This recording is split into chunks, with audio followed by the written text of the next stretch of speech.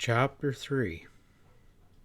Marfa, Texas was a straggling little cow town laying on the sun-baked flats between the Davis Mountains on the east and the Broken region on the Big Bend south and west. Laying on the stagecoach route south from El Paso, it was the trading center from that vast no-man's land formed by the sweeping arch of the Rio Grande, where it cut sharply into old Mexico beyond the forbidding lava rimrock. In years to come, the Southern Pacific would be building a railroad through Marfa, and it would become a bustling center of commerce. But now, it was just the jumping-off place for men who had reasons to lose themselves in the untamed country southward. But it looked good for the two riders who approached it on the road from Fort Davis early Thursday evening. Pat Stevens and Ezra had made a hard ride from Powder Valley to the stagecoach junction to reach it ahead of Bed and Thurston on the Friday train. Ezra didn't know why Pat had pushed the going so hard, because Pat had given no reason for the trip other than it was for a heifer buying expedition. It was in the beginning. Ezra had started in sort of a holiday spirit, in a jubilant mood of anticipation, but the first day's ride had shown him that Pat was grimly serious about making horse-killing time across the country. Ezra hadn't bothered Pat with any questions. In the past, he had been content to let Pat do the leading, and it was pleasant to fall back into that routine again. He sensed an urgency in the ride that didn't quite tie up with Pat's announcement of the reason for the trip, and he knew that he'd find out the truth in good time when Pat was ready to let him know. They were riding their third charge of horses as they approached the end of the trip, and these mounts were slowed to a walk with more than 100 miles behind them that day. The sun was well below the rims of the Huchala Mountains when they first glimpsed the collection of adobe houses and unpainted frame shacks on the mesquite-dotted plain ahead of them. They had ridden for hours in wordless silence in the midst of a cloud of alkali dust that boiled up from under the hooves of their horses. Pat broke the long silence with a wave of his hand ahead of the little town when it came into view. "That'll be Marfa, I reckon. We're making it on schedule like I planned." His voice had a guttural quality, coming from a dry throat and between dust-encrusted lips, and Ezra's reply came in a creaky bass. "What kind of schedule, Pat?" "I wanted," Pat explained, "to get here before Friday." "I reckon you had a reason for wanting that," Ezra suggested plainly. "Yeah, a mighty good reason." "Well, that's just fine." Ezra couldn't keep a sarcastic note out of his voice, but he was determined not to ask the reason. "Now that we made it here, what's next on the schedule?" "We'll spend the night in Marfa and trade for fresh horses and take off on the road to Hermosa tomorrow." "Hermosa? That's on the border, isn't it?" "Yeah, just this side of the river." Some of the windows were beginning to show lights as they neared the village. Their tired horses pricked their ears forward and increased their slow pace, and Ezra shifted his huge bulk to a more erect position in the saddle. "You reckon there'll be a steak and a bottle of whiskey in this here town, Pat?" "There better be 2 steaks and 2 bottles." They were entering into the east end of the main street, a block of dusty, false-fronted buildings with a hitch rack in front. Pat nodded towards the signs along both sides of the street. Fully half of the business establishments were saloons. "From the looks of that, I reckon these Tagos do more drinking than anything else." "Let's stop out here and try out their liquor." Ezra suggested eagerly. My mouth tastes like I've been eating dry sponges all day. Oh, the liquor can wait till we fix up our horses. Yonder's a livery stable at the end of the block. Pat nodded to a two-story barn set back a little from the other buildings around the corner. A faded sign proclaimed to be the elite livery stable, horses for sale and for hire. Wide doors were invitingly open, and a tall, stringy young man sat in a wooden box just inside the doors and watched them ride up. He had a yeller mustache and small eyes that were set very close together under sandy eyebrows. He wore a gray shirt and dusty jeans that were held up with a red and yellow rope. He moved his bony jaw methodically and stared at them with interest as they rode up to the open doors and dismounted, his unblinking gaze taking in the jaded condition of their mounts, their dusty attire, and the 2 6-guns that rode low on Pat hip, and the saddle guns and the leather boots hanging from their saddles. His gaze shifted questioningly to Ezra's bulk and then upward to the scared face and the closed left eye. Ezra stopped with his big feet planted widely apart and glared at the man with his one good eye. You reckon you'll know us next time you see us? I aim to, the man said in a placid drawl. Pat Stevens stepped in front of Ezra. Can we get feed and water for our horses? Been riding pretty hard, ain't ya? The man didn't move off his box. He tilted his head and looked up slyly at Pat past the tip of his sharp nose. Pat replied, Sorta. How about the horses? Sure, there'll be plenty of feed and water. $5 for each horse. $5? Pat echoed sharply. For one night? That's right, mister. The stableman opened his lips and shot a stream of tobacco juice past Pat. Prices is high in Marfa. We don't want to buy your livery stable. We just want to rent a couple stalls. And that'll be $10, mister, cash in advance. To hell with him, Pat, Ezra broke out angrily. We'll go somewhere else in town. Only stable in town, he was told. Pat replied, Wait, Ezra. As the big man started forward with a growl, he addressed the mustache man again. You got a couple of horses you're willing to trade? For them crowbaits? They have been ridden hard, Pat admitted. More than 100 miles today. They'll be raring to go after 2 days' rest. But you can't afford to give 'em 2 days' rest, the stableman guessed. We are in a hurry to move upon. Heading south?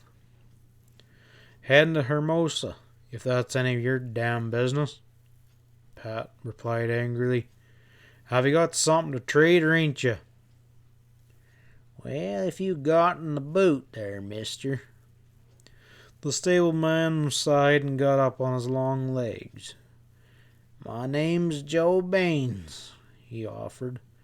Right back here I got 2 horses that'll keep you ahead of any law that may be on your trail. What makes you think there's a posse behind us? Pat demanded as Joe Baines took a lantern from a hook and started back towards the rear of the stable. Baines cackled thinly. In a mighty big hurry to reach the border, ain't ya?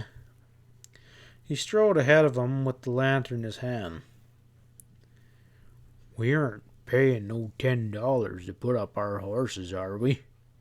Ezra argued in a loud stage whisper as they followed. That's plain out and out robbery, that's what that is. Pat said, Let's see how he'll trade. Baines acted as though he hadn't overheard the exchange. He stopped at two rear stalls and held the lantern over his head. "There you are, fellers. 2 horses that'll carry you far and fast."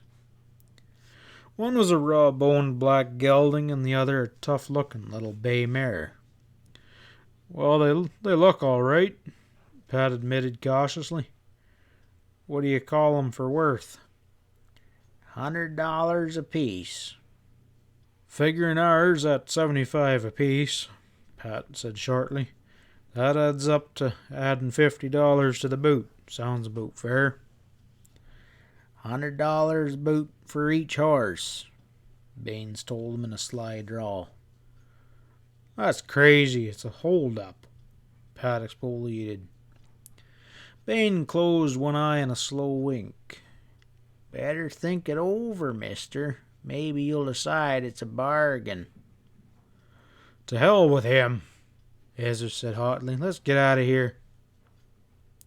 "Wouldn't want word to get around to the sheriff you're mighty anxious to get fresh horses and get out of town to the border, I reckon," Baines interrupted. Pat started to say something, but clamped his lips down over the words. After a moment, he said, "Are you threatening to tell the sheriff?" "Not me, mister, but word could get around to 'em." A short, harsh laughter came from behind them, and a voice asked, "You fellers strangers hereabout?" Pat and Ezra turned to see a young man leaning neglectfully against one of the stalls.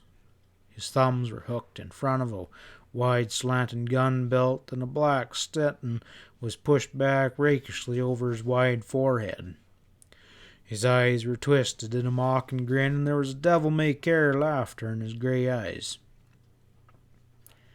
"Reason I was asking," he explained, lounging forward, "is 'cause I was wondering if you didn't know that Joe Baines is the sheriff's brother-in-law."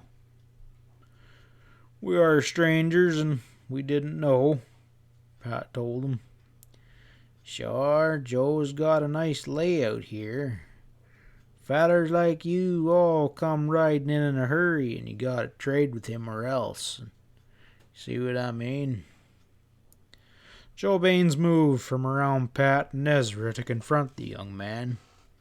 "You get out of here," he ordered. "Shut your loud mouth and get." "Why, no, I don't reckon I will." The youth's grin widened.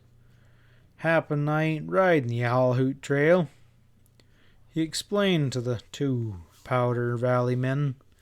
"So the sheriff don't scare me none.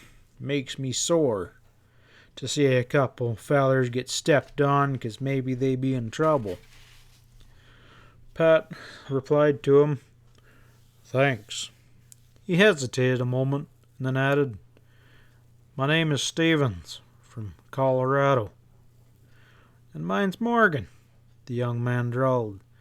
"Dusty, I'm mostly called. From down Pecos way.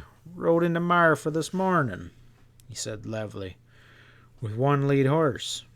You fellers looking for a fair swap?"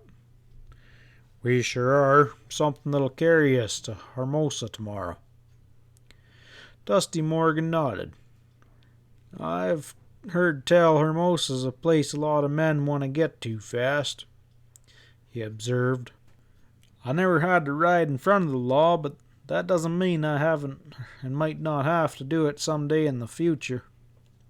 Bring your lantern here," he commanded Joe Baines. "Now look here, you." Baines' thin voice trembled with wrath. "For the last time, I'm warning you, get out of my stable." "I paid rent for my horse here," the young man reminded him. He asked Pat, "You want to see my horses?" Pat nodded. He turned and held out his hand to Baines. "Give me the lantern." Baines hesitated, and Ezra moved towards him with an angry oath. Bain circled to avoid the big man and set the lantern on the floor and stalked angrily towards the door. Dusty Morgan looked after him as Pat picked up the lantern. Now maybe I oughtn't to honed in this way. Sure as God made horny toads, he's on his way to tell the sheriff about you fellas. Maybe you better stop him and get my horses saddled. Oh, never mind him, Pat muttered. We ain't worried about no Texas sheriff. Where's your saddle stuff? Right here in these 2 stalls. Morgan stepped back and pointed. They've been rode easy and rested up pretty good. You could take 'em out tonight if you was mind to. Pat and Ezra looked the horses over. A pair of good-looking sorrels, placidly munching their hay. They looked strong and trail-wise, and Pat nodded abruptly. How much do we got to add? Nothing. Dusty Morgan looked at him in surprise. I'm getting the best of the swap. Your horses are only some gaunted from being pushed hard. With some feed and a couple days' rest, I'll be better mounted than when I rode in. Well, that sounds fine with me. It's a deal. But it'll make an enemy of the sheriff for you, Pat warned him. The young man grinned and got cigarette makings from his pocket. I'm not studying about that. Don't reckon I'll be around long enough to make friends with them anyway. Well, we'll put our horses in the stalls here and then we'll buy a drink, Pat suggested. Morgan replied, Sounds good to me, and then lit up a cigarette. When the trio went out of the livery stable a few minutes later, night had come on and the stifling heat of the day was receding. There was more saddle horses at the hitch racks there had been when Pat and Ezra rode into town, and all the saloons along Main Street were blazing with light. Down yonder at Topaz, Dusty Morgan suggested, they got bigger bar glasses than all the other saloons in town. As they walked down towards the Topaz saloon Pat was keeping, and trying to size up the young man who had offered his help so freely to a couple strangers who meant nothing to him. Dusty Morgan was about 20, with slim hips and wide shoulders that swung along with a hint of arrogance. There was an attitude of a calm certitude about him that wasn't usually found in youth. Certainly not in the present generation, Pat thought to himself, wirely contrasting this man with Ben Thurston back in Powder Valley. Back in Pat's day, it had been different. Boys grew up faster. He remembered when he was 20. He probably was a lot like this Dusty Morgan. Pretty sure of himself, and to hell with anyone who got in his way. Yes, he realized he felt sort of a curious sort of kinship with the young fella who couldn't help swaggering as he walked down the street. It was too damn bad he caught himself thinking that Tom Thurston couldn't have had a boy like this to answer summons from help from Kate Rollins. As they turned into the brightly lit saloon, he asked abruptly, "Which way you heading for Marfa, Dusty?" "Well, I don't rightly know," Dusty drawled. "I was sort of heading down to San Antone, but I got sidetracked here this morning. Maybe I ain't in too much of a hurry to move on." As he spoke, they were walking towards the uncrowded bar, and his gaze was sweeping over the room, searching across the tables at the back. Pat asked him, "You looking for somebody?" Dusty gave a little start and then grinned guiltily. "Well, I reckon she ain't come in yet." He leaned his elbows onto the bar and tipped his hat back far on his head, and Pat called to the bartender, "Set out a bottle and 3 glasses." "She?" he asked Dusty as the bartender turned to fill the order. Dusty shrugged his wide shoulders with an assuming uncertain. "A gal," he confessed. "Half Mexican. I guess she is. Bought her some drinks this afternoon, and she said Should see me here this evening. She's what sidetracked me mostly. Pat filled his glass and tried to remember back to when a pretty half Mexican dance hall girl might have sidetracked him from continuing on a trip. He didn't have to go back too far, he realized guiltily. Only till just before he had met Sally. He emptied his glass and refilled it and asked casually, "You wouldn't be wanting to ride south, I don't reckon." "Why, no," Dusty said politely. "I reckon not." "There'll always be more dance hall girls," Pat told him. The young man grinned widely. "But they won't all be like Rosa." On the other side of him, Ezra was beginning to go slow on his fourth glass of whiskey after gulping down 3 in a hurry. Pat was sipping on his second glass and asked, "Where are you staying in town?" "There's a hotel across the street. I got room 17. "Well, we'll see you later," Pat said. "We gotta find us a steak and some fried potatoes and such like." "Sure," Dusty replied. "I'll buy the next one." Pat slid $2 on the bar, and the bartender nodded and closed one eye in a slow wink and jerked his head significantly towards Dusty, who was turning and looking over the room again. Pat frowned and hesitated. The bartender moved down to the end of the bar towards the door, winking again. He was a fat man with a wart on the end of his nose and 2 front teeth that were missing. Pat moved with him to the end of the bar, and he leaned forward and asked guardedly, "That young feller, is he a friend of yourn?"